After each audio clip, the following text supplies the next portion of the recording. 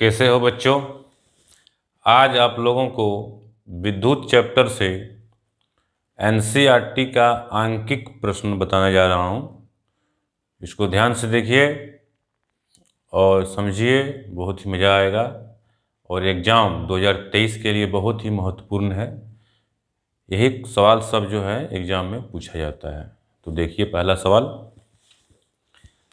सवाल क्या है बच्चों कि प्रतिरोध R के किसी तार के टुकड़े को 5 बराबर भागों में काटा जाता है।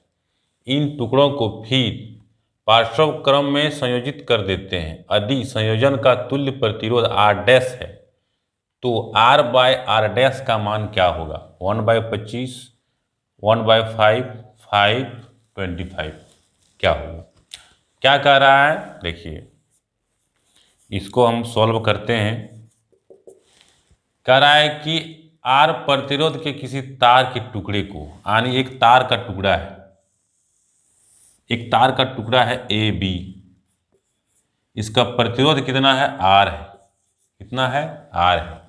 अब बोल रहा है कि इसको 5 बराबर भागों में बांट दिए, 5 टुकड़ा कर दिए इसको। जब इसको 5 टुकड़ा कर देंगे तब प्रत्येक का प्रतिरोध कितना हो जाएगा? R/5। तो प्रत्येक का प्रतिरोध कितना हो जाएगा? R/5, R/5, R/5, R/5, R/5, 5 टुकड़ा में कर दिए। सबका प्रतिरोध कितना हो जाएगा? R/5, R/5। अब बोल रहा है कि इसको जोड़ने पर, किसमें? समांतर क्रम में जोड़ने पर प्रतिरोध हो जाता है R डैश। तब दोनों का रेशियो कितना होगा? तो इसको समांतर क्रम में हम लोग जोड़ते हैं तो कितना हो जाएगा?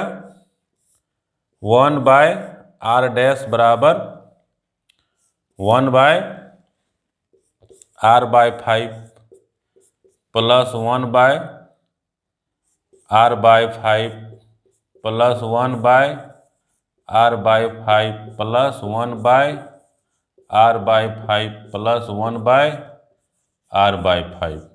कहीं कोई दिक्कत नहीं है बच्चों। 5 प्रतिरोध को जोड़ दिए हम लोग पैरेलल में। अब ये 5 ऊपर चला जाएगा सब में, तो 5/R plus 5/R plus 5/R plus 5/R plus 5/R। आप सबका एलसीएम लेके जोड़ेंगे तो कितना हो जाएगा? एलसीएम तो R ही आएगा, R ही आने वाला है। ऊपर में 5 5 5 5 5 प्लस 5 प्लस 5 प्लस 5 प्लस 5, तो कितना आ जाएगा? 25/R। 25/R आ गया बच्चों, कोई दिक्कत नहीं है। तो R डैश कितना हो गया?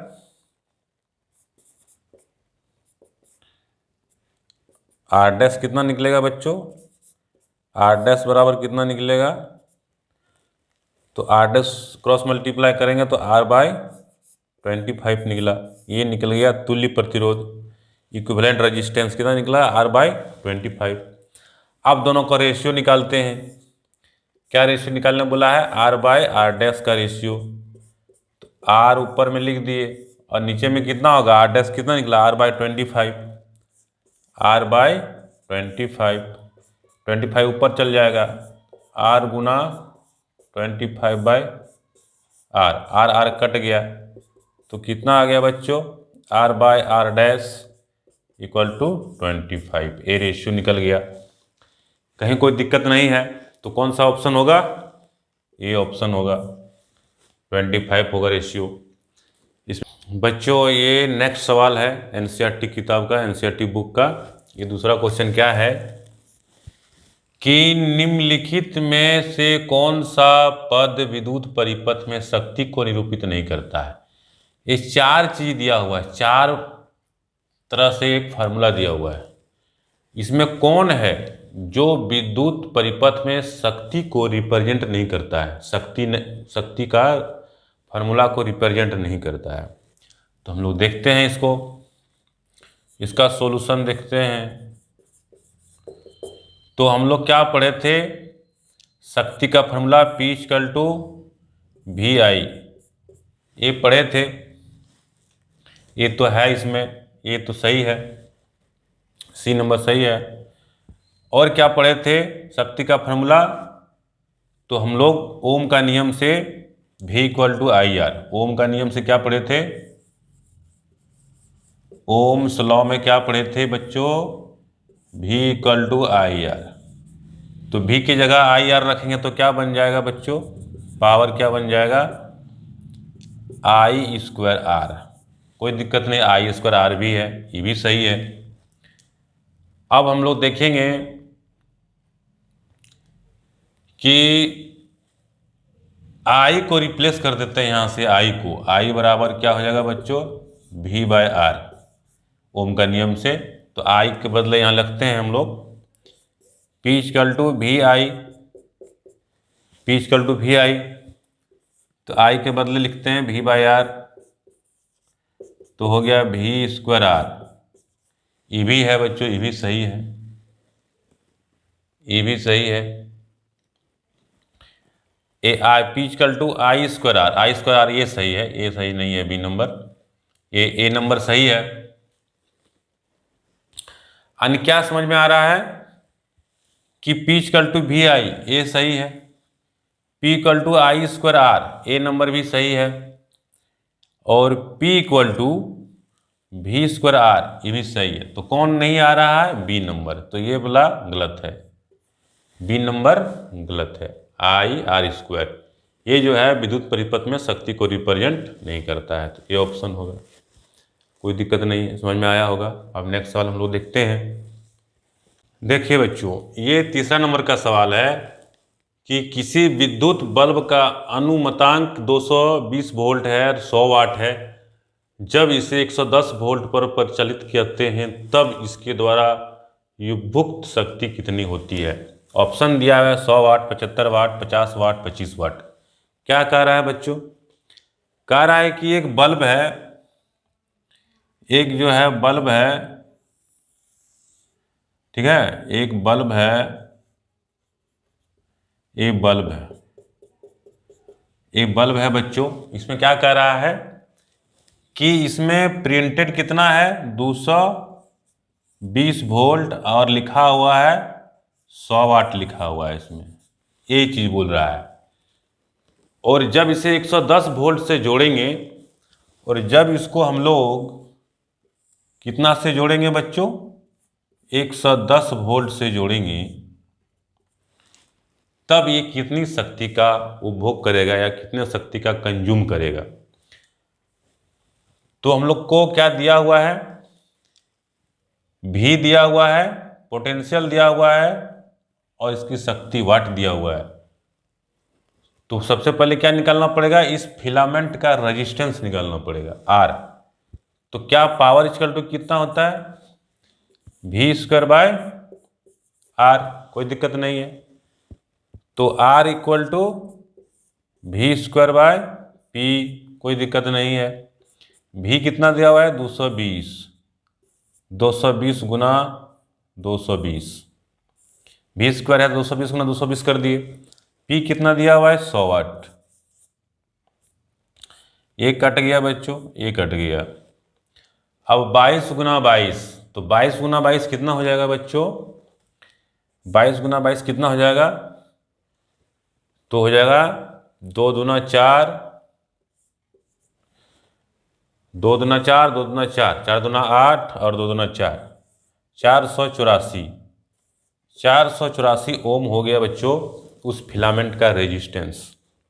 होगा कि ये बल्ब है 110 वोल्ट, इसमें जब जोड़ेंगे तब ये कितना बिजली कंज्यूम करेगा, और इस पर प्रिंटेड है 220 वोल्ट और 100 वाट। तो इसका रेजिस्टेंस सबसे पहले निकाल लिए, भी रेजिस्टेंस निकाल लिए, P equal to V square अपन R, तो R बराबर V स्क्वायर बाई P। इस तरह से इसका रेजिस्टेंस निकाल लिए। अब रेजिस्टेंस निकल गया तो फिर पावर निकाल दिए किस पर, 110 वोल्ट पे, V स्क्वायर बाय R, 110 गुना 110 बाय R, 484 कटाए 25 वाट निकला बच्चों। तो ये 25 वाट इसका आंसर हो गया। तो कोई दिक्कत नहीं है। अब लोग नेक्स्ट सवाल की ओर देखते हैं। देखिए बच्चों, ये नेक्स्ट सवाल है, ये 4th नंबर का सवाल है। क्या है कि दो चालक तार, क्या है, दो चालक तार जिनके पदार्थ लंबाई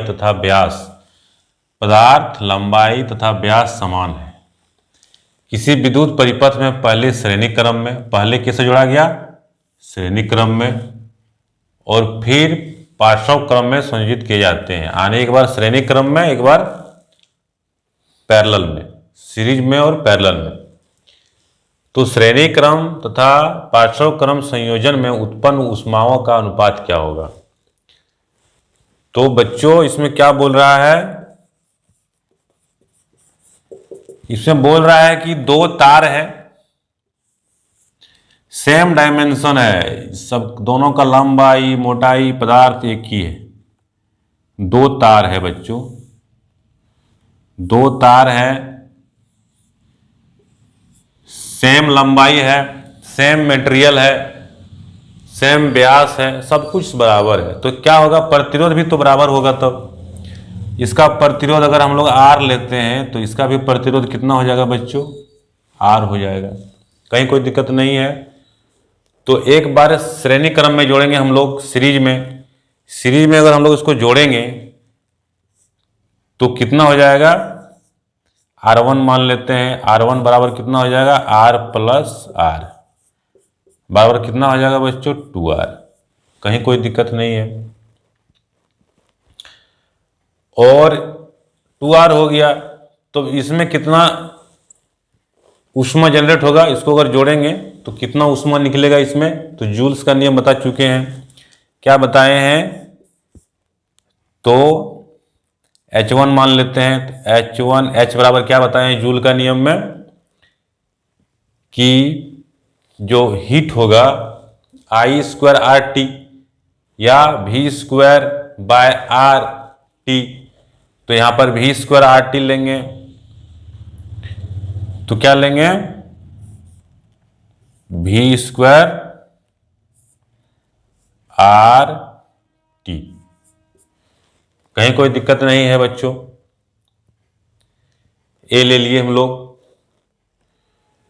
और यहां रेजिस्टेंस कितना 2R, तो यहां 2R दे दिए, कोई दिक्कत नहीं है। ये इक्वेशन 1 हो गया। अब हम लोग जब जोड़ेंगे इसको, ये हो गया सीरीज में, जब इसको सीरीज में जोड़े, अब पैरेलल में लेंगे हम लोग। पैरेलल में जब जोड़ेंगे तो कितना हो जाएगा, 1, इसको R2 मान लेते हैं पैरेलल वाला में, तो 1/R प्लस 1/R कितना हो जाएगा बच्चों, 2/R। तो R2 कितना निकलेगा, R/2। ये हो जाएगा पैरेलल में टोटल रेजिस्टेंस।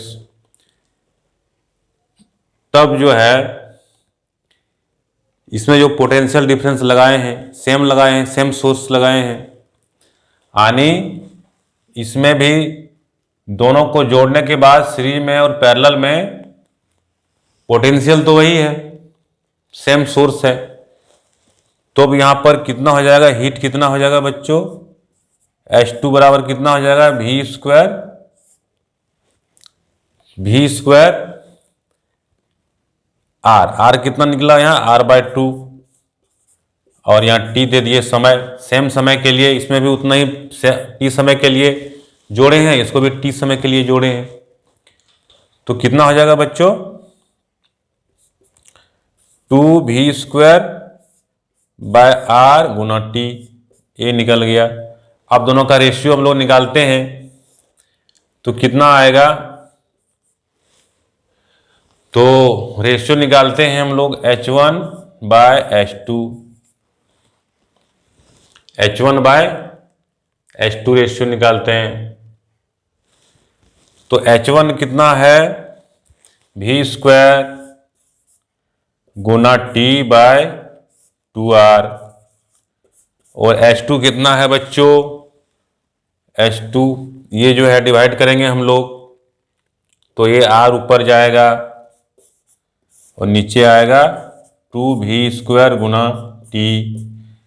तो ये R कटेगा, 2V² कट गया, T कट गया, तो कितना निकलेगा, H1 बाय H2 बराबर 1/4, 2 दूना 4, 1/4 आ गया रेशियो।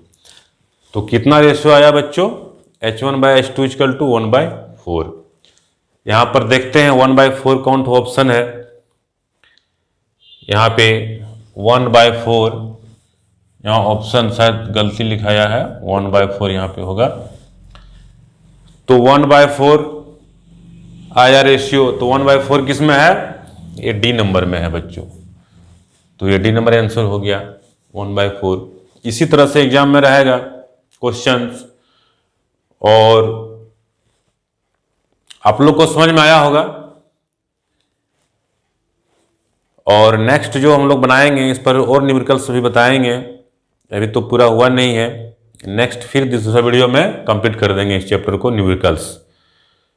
तो उम्मीद है आप लोग को समझ में आया होगा। तो चैनल को लाइक कीजिए, पहली बार आए तो सब्सक्राइब कीजिए। धन्यवाद।